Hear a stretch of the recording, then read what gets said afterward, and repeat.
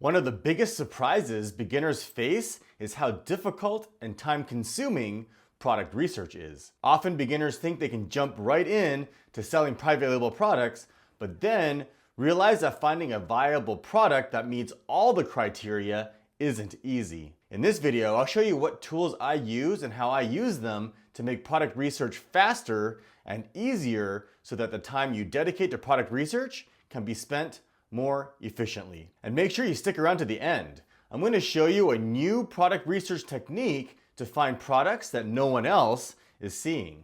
But first, my name is Crescent, and if this is our first time meeting, welcome to my channel. My passion is sharing tips and strategies on how you can create a successful Amazon FBA private label business. So if you enjoy videos like this, or especially if you've been around my channel, consider subscribing. All right, let's get started. Okay, so of course, speed comes with experience. The more time you spend looking at products and niches, the better you'll get at spotting good and bad ones and be able to make faster decisions by just glancing at the data. I've been doing product research for almost a year and a half now, so I can make a decision within a few seconds of seeing a screenshot of the market data. But everyone still needs to follow the typical workflow for a deeper analysis. For example, let's start with a can opener. So after you pull up a niche, the first thing you need to do is analyze the entire niche as a whole. And in order to do that, you need to have a Chrome extension tool. And a popular tool that I use is from Jungle Scout. Now if I click it, it's going to pull up a window that lists all of the sellers and their products on the left here, including all the data that you need to be able to analyze the niche at a glance. So for example, the price, what rank they are, their monthly sales, including the daily sales, their revenue, reviews, rating, okay? And the important factors that you need to analyze are the price. You want to make sure that the average price of this niche is around $15 or higher so that there's some profit for you to make. Anything lower than that, the product costs, including the shipping and the FBA fees, will eat up most of that profit margin, so you won't have much money left over to put in your pocket. So you want to make sure that your selling price is around $15 or higher.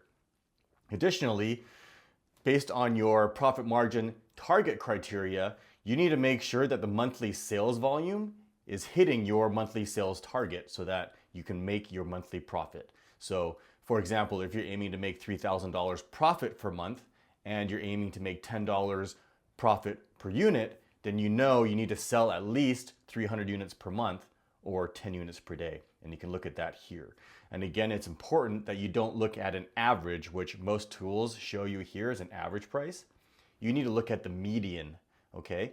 And that value isn't given to you, but you should be able to look down the list and just make sure that the majority of the listings are, for example, doing 300 or more, all right?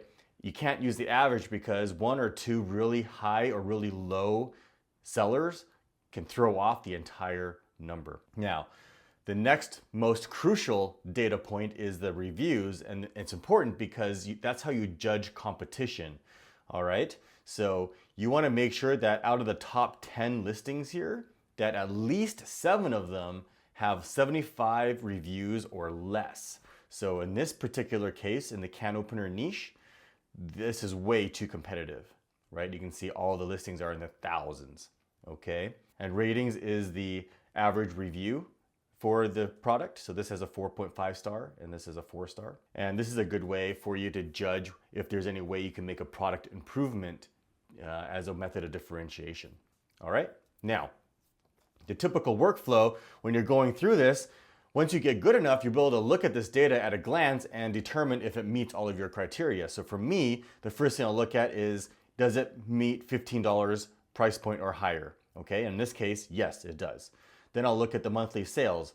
Are most of these, majority of these listings doing 300 units or more per month? And you can look at it at a glance and go, yes, it is. And then I'll look at the reviews. Are 7 out of the top 10 have less than 75 reviews? And I can see this immediately and say no. All right, so boom, at a glance, once you're good at it, you'll be able to pull this window up and within seconds make that decision. And all 3 need to pass, okay? And that's where a lot of beginners are failing. it's not meeting all three of that criteria. Now, the next thing you need to do is make sure the additional criteria is also met. So for example, is this niche brand dominated? And brand dominated means is one or more sellers taking up 3 or more positions on the first page. So for example, if I look at this one, I can see that OXO takes up 3, Hamilton Beach has 2, and there's some major brands in here. So for the can opener niche, this one I would consider brand dominated, not only because OXO has several listings here, but it's also brand dominated by some major brands. I know Hamilton Beach and KitchenAid are some major competitors, so you don't want to compete against these companies, okay? So it fills that criteria. Now, additionally, you want to make sure you're not selling a seasonal product. So how do you check for seasonality? Well, you would have to go to Google Trends and then type in the main keywords for this niche, which in this case is can opener. And what I recommend you do is change this to 5 years. And then you're going to look to see if there's noticeable spikes every year. So I can see here that this is probably around November, December, which is typical for products that gift very well. They'll sell better during Q4, which is the last 3 months of the year when people are generally buying things to give as presents to either to themselves or their friends and family. So this hump here doesn't necessarily mean that it's seasonal, because can openers isn't something used, in my opinion, more during a specific time of the year. It's used in any time of the year. So this hump is just because it's the holiday season. Now, for example, if we were to look up, say, a camping hammock, you'll notice here that it is definitely a seasonal product. You can see that every year around May through August, we're getting a huge spike in sales here in popularity every year. And obviously a camping hammock sells better during the summer months because people like to camp during the summer. So this is definitely seasonal. So that's how you determine the difference between a seasonal product and one that isn't. The next criteria I would check at this point is for market saturation. And so if we go back to Amazon and we can take a look at the listings, basically what I'll do, I'll check to see how old the listings are on the first page. We'll see if the majority of them are old or new. In order to do that, I'll look at each listing. So for example, I'll go one at a time, starting with the organically ranked ones. So this one here, and I'll open them all in a new tab, one at a time. So I'll do the next one.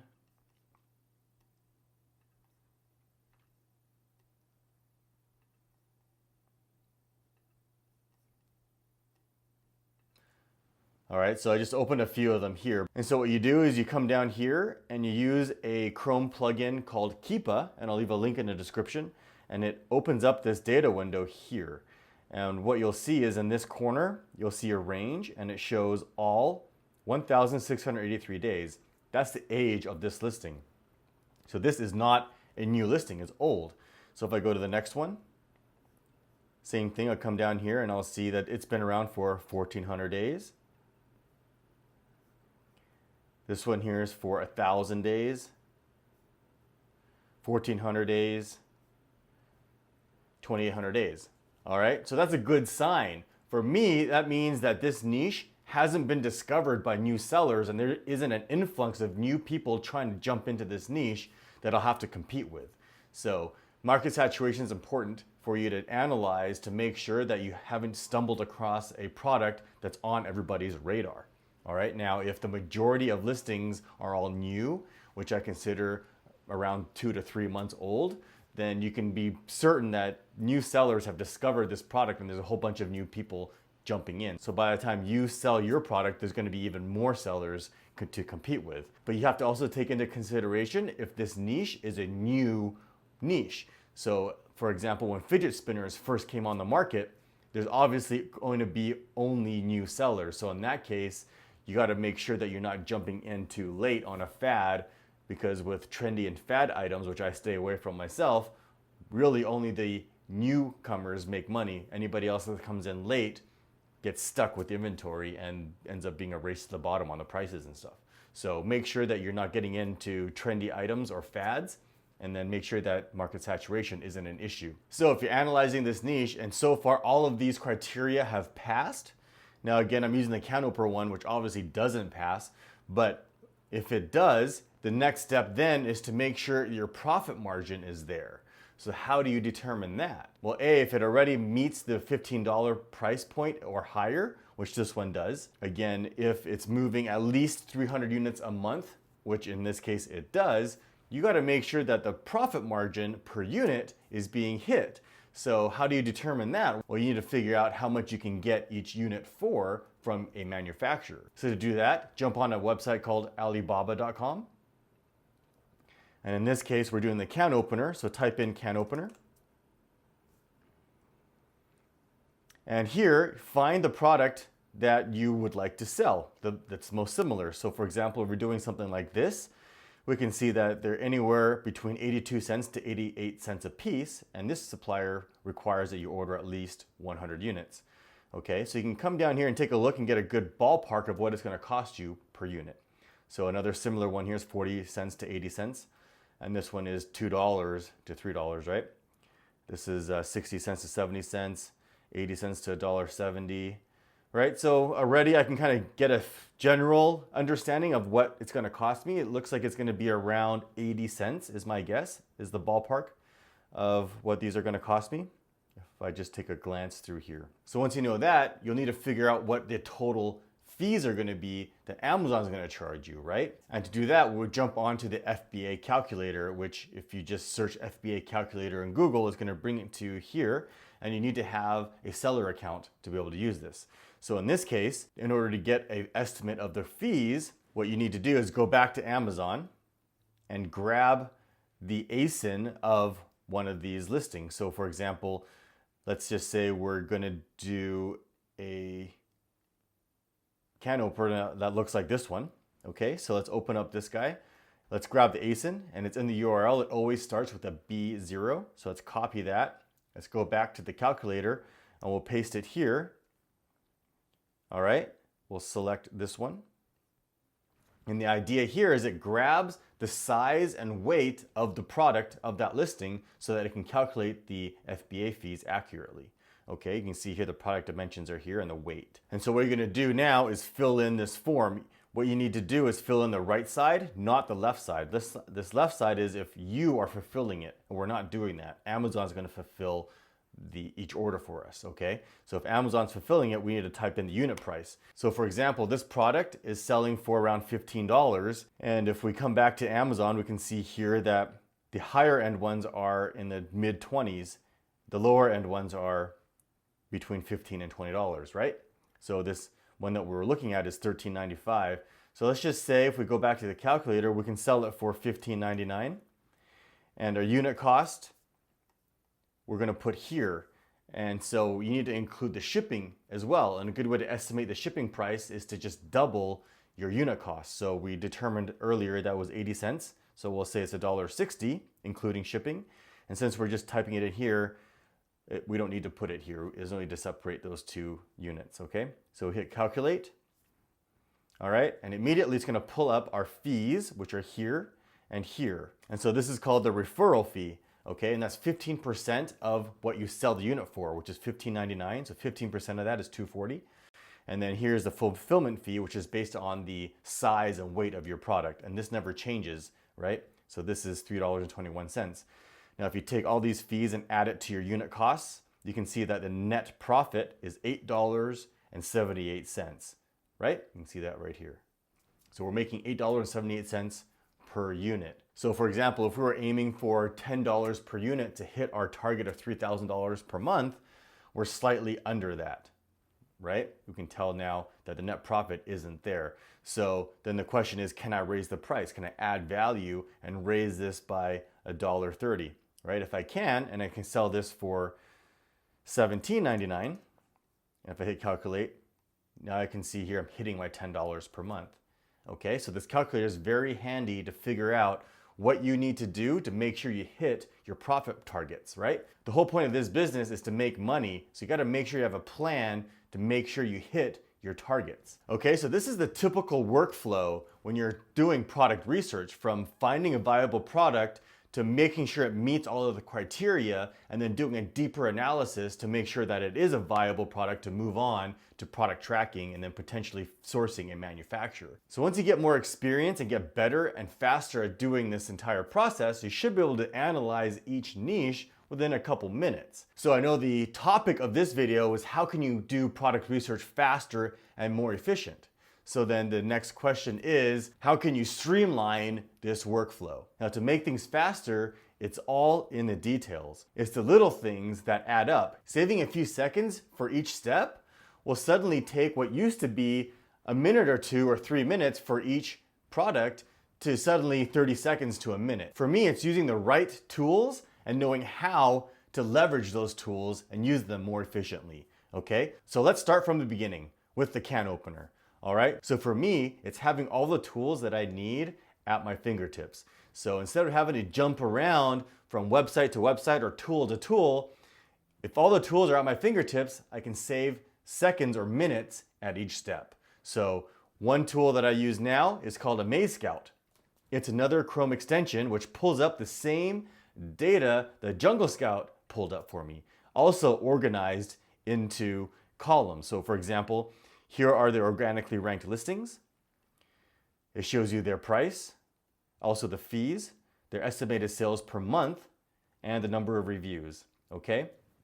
Now, again, this data is the same as before. I can analyze this real quick again. Does it meet the $15 average? Yes, it does. Does it hit the 300 units per month? Yes, it does. And do 7 of the top 10 have less than 75 reviews? No, it doesn't. All right, now moving on to the deeper analysis, again, is it brand dominated? I can see here for the same reasons, yes it is, okay? Now how do I check seasonality? All I do is come down here and click on trends, and boom, it pulls up the Google Trends chart right here, and I can see the same chart that I saw earlier on the Google website. Now, for example, if I did this with Jungle Scout, it also has a Google Trends here, but it's an extra step because it only shows the default one of 12 months. And so I have to come here and click this and change it to 5 years and wait. So that's extra seconds that it takes to do this step of the process. Now again, if I go back and use a Maze Scout, it defaults with the 5 years, so it's only one mouse click. And again, seconds turns into minutes, okay? And so then the next step is to look at market saturation. Now, instead of having to open up all 10 or 16 of the listings and using the Keepa app to check the age of the listings, a Maze Scout has it for me right here. All right, so I can see in this can opener niche that the majority of these are old listings. This one's from 2003, 2001, 2017, 2016. It's all there right at my fingertips. I can see right away that there's only 2 new listings here. 1, 2 in the top 10, all right? And here's a couple more. So out of the entire first page, there's 5 new listings. Okay, so you can see how quick and easily I can analyze this niche. So basically with just a few mouse clicks, I can analyze this entire niche pretty much in less than 30 seconds. Now, the next thing I need to do is to check for the unit price so I can calculate the profit margin. Now, for example, if we go back to that can opener here, if we open up the little window, I can come over here and go find at Alibaba. And again, it opens up the can opener for me on Alibaba. And I can come down here and take a look and get a good estimate of the price, just like we did before. Again, with one less mouse click. So here, 90 cents to $1.50, 82 cents to 88 cents. And again, we already did this earlier, right? So if we go back now to Amazon, the next step then is the FBA calculator. So instead of using the Amazon FBA calculator, there's one built in right here, profit calculator. If I click it, it immediately pulls up the size and weight of the product already for that product. It already filled in the price of that unit. So again, let's just say I want to sell this for $17.99. And the cost of my unit, we figured out it was $1.60, including shipping. Boom, it has the same data for me, but built in to the Chrome extension, $10.45.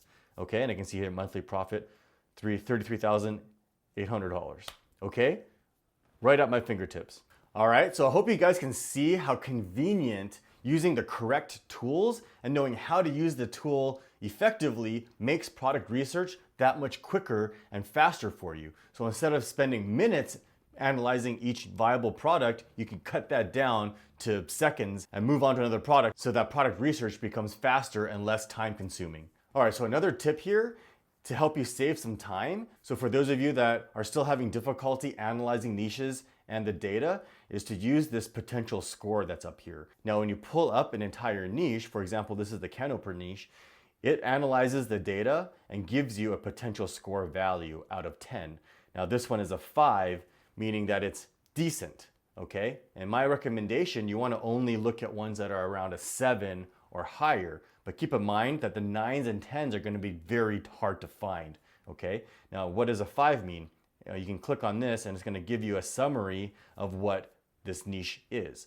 So you can see here that it has good profit, good demand, but the competition is really strong, okay? It's the same summary that I gave you earlier by analyzing the actual data. So I recommend that you actually do the data and use the potential score to validate what you analyzed yourself manually by examining the data so that you don't have to rely on a score in the future. And in my opinion, analyzing the data is more accurate than relying on a score.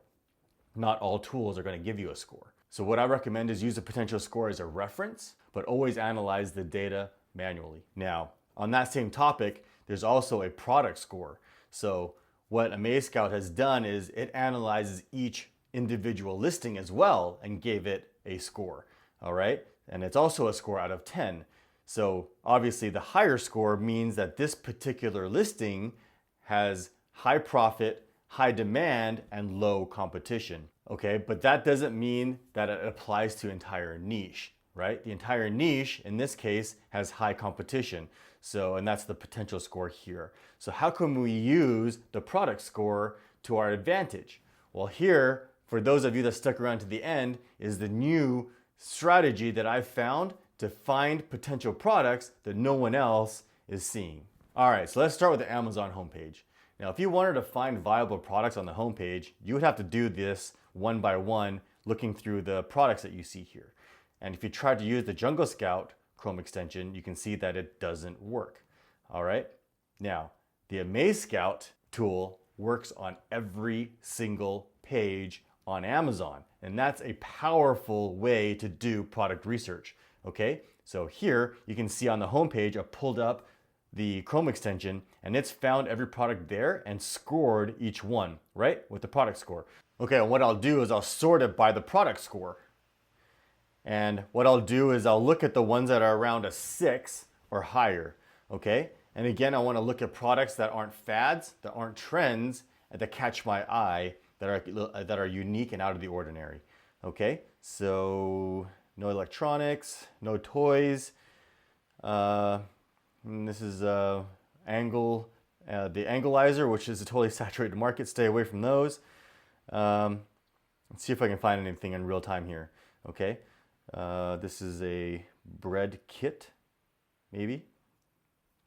Okay, so now what you want to do is you want to get the broadest keyword for this niche. So looking at the title here, I'm going to guess what the broadest keyword is a Dutch oven. Okay, so let's come over here and do all departments, Dutch oven, and you want to make sure that the search results is the majority of the product that you're doing, all right? So, and it looks like it's similar. Okay, I don't know how to cook, but I'm guessing these are all Dutch ovens. And again, I'll pull up the Chrome extension and we can see here that it's way too competitive. Okay, remember you want 7 out of the top 10 to have less than 75 reviews. All right, sales is really good and the price is really good, but it fails on that. And again, it's brand dominated and it has major brands in here. Okay, so you get that. So that's the Amazon homepage. Another place you're gonna look is on the Amazon deals page. So how do you find the deals page? Just go to Google and type in Amazon deals. And you can see here that there's today's deals, which are gold box deals, and there's also 12 days of deals. Okay, just for Prime deals, there's a whole bunch of different pages for deals. So we'll just pick this one and start here. And it's gonna pull up today's deals, a whole list of products. Now, if I click on Jungle Scout, it's gonna say that it doesn't work, right? So if I come here to AmazeScout, it's gonna pull up every single listing. And again, I'm gonna look at the product score. And then I'm going to sort it and look at these top ones that are around a 6 or higher.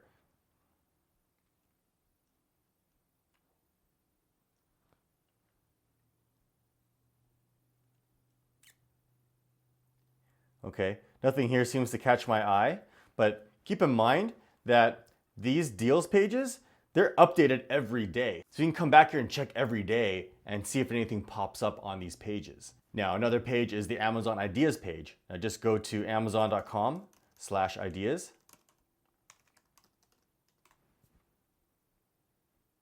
And again, this page is also updated every day, okay, updated daily. So what we can do here is find a niche like kitchen tools and appliances. Okay, click that and then load the Amaze Scout Chrome extension. And then sort it by the product score. And again, try to find a product here that's at least a 6 or higher. Okay, now another one is the streams. So if I go to amazon.com/stream, click on Explore, and choose any one of these categories. So for example, let's do garden.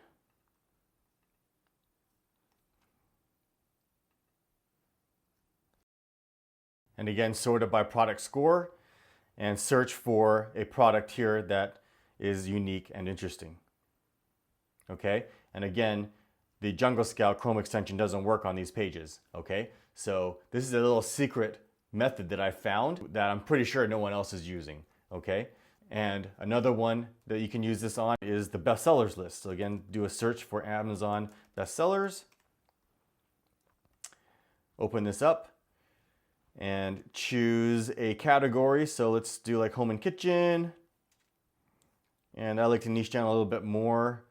Let's do storage and organization. Run the Chrome extension.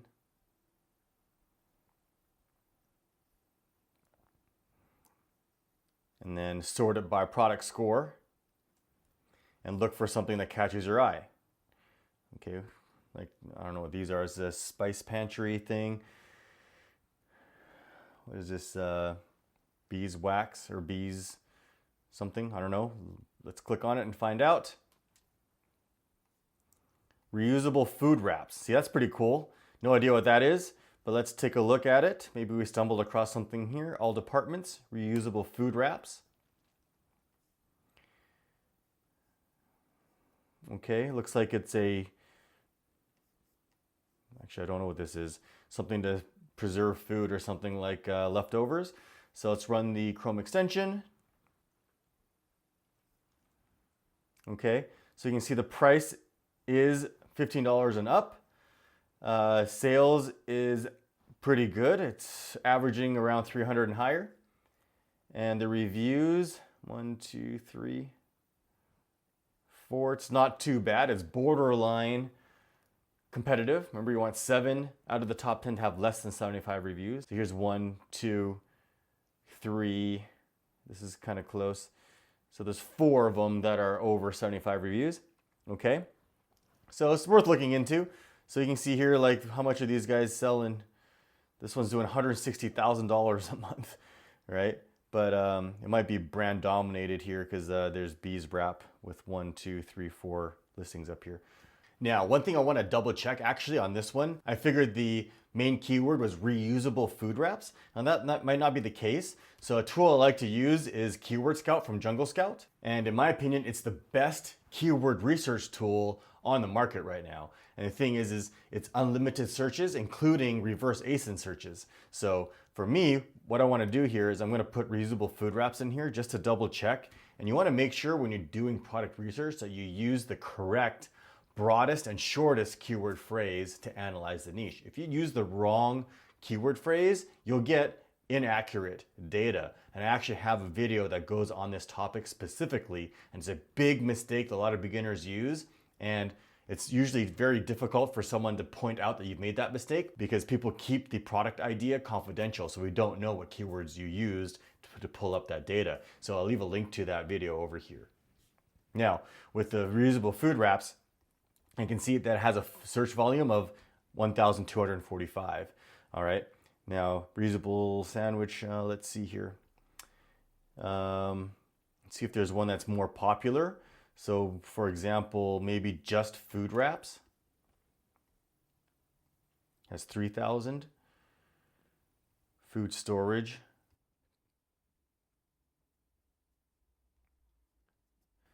Plastic wrap.